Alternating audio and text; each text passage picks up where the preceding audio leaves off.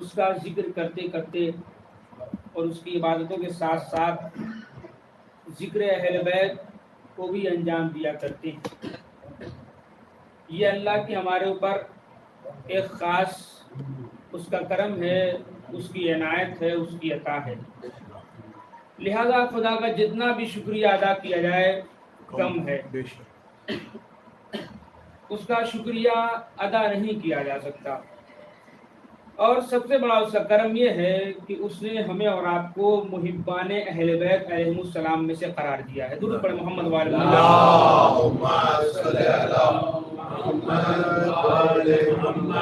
چونکہ یہ ہمارے لیے خوشی کے ایام چل رہے ہیں، ایام وحدت، ہفتہ وحدت کے نام سے یاد کیا جاتا ہے۔ ہمارے نبی کریم صلی اللہ علیہ وسلم ولادت کے ایام ہیں، اور ان دنوں میں ہم دنیا انسانیت کو، عالم اسلام کو وحدت کا پیغام دیتے ہیں۔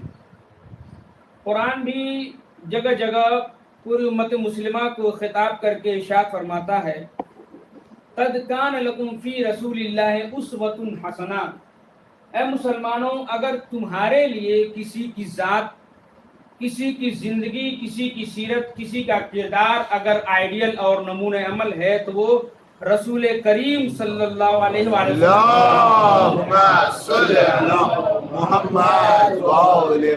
نبی کریم کی زندگی ہمارے لیے نمونہ عمل ہے، آئیڈیل ہے۔ اس کا ریزن، اس کی وجہ کیا ہے کہ اللہ نے نبی کی زندگی کو ہماری زندگی کا نمونہ عمل بنایا۔ بہت ساری وجہ ہیں، 2-3 وجہیں آپ کے سامنے عرض کرنا، اس کے بعد آپ کی زحمت تمام۔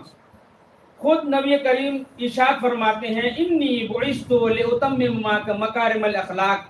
مجھے اللہ نے جو مبعوث برسالت، یعنی اللہ نے جو مجھے نبی بنایا ہے، اس لیے نبی بنایا تاکہ میں اخلاق کے تمام ارکان کو پورا کر سکوں۔ نبی کی ذات چشمہ اخلاق ہے، مرکز اخلاق ہے، مرکز کردار ہے۔ اگر انسان مسلمان چاہتا ہے کہ اخلاق کی معراج کو حاصل کر سکے، معراج پہ قائم ہو سکے، فائز ہو سکے، اخلاق کی اور بزرگی پہ قائم ہو سکے، تو ضروری یہ ہے کہ نبی کریم اور سیرت کو اپنائے، کیونکہ نبی کی زندگی سرچشمہ اخلاق ہے۔ یہ نبی کریم ارشاد فرماتے ہیں۔ اور علم کا مرکز ہے نبی کی زندگی، علم کا مرکز۔ خود آپ ارشاد فرماتے ہیں، انا مدینۃ العلم وعلی بابھا، میں شہر علم ہوں۔ یعنی اگر کسی کو علم حاصل کرنا ہے تو در رسول پہ آئے۔ اور عقل کا سرچشمہ نبی کریم کی ذات ہے۔ آپ ارشاد فرماتے ہیں، ما خلق اللہ اول ما خلق اللہ نوری، اللہ نے سب سے پہلے میرے نور کو خلق کیا ہے۔ اور ارشاد فرماتے ہیں، اور ارشاد ہوتا ہے، وما خلق اللہ اول ما خلق اللہ العقل، اللہ نے سب سے پہلے کیا ہوا ہے عقل۔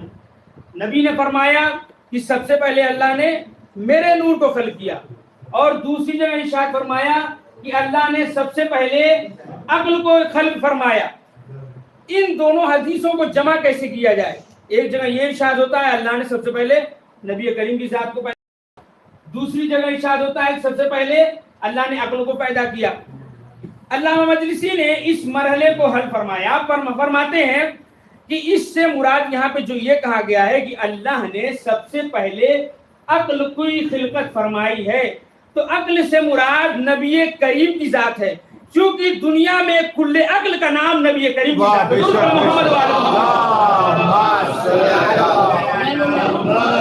نعرہ تکبیر، نعرہ رسالہ، نعرہ حیدری۔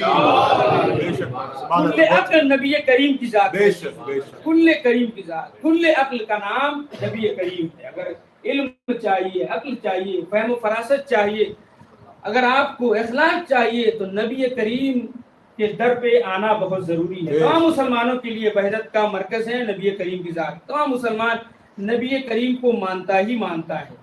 اگر مسلمان ہے، کسی بھی فرقے سے تعلق رکھتا ہو، تو نبی کریم کو ضرور مانتا ہے۔ لہٰذا نبی کریم کی ذات وحدت کا ایک مرکز ہے۔ نبی کریم کی سیرت پہ گفتگو کی جائے، ان کی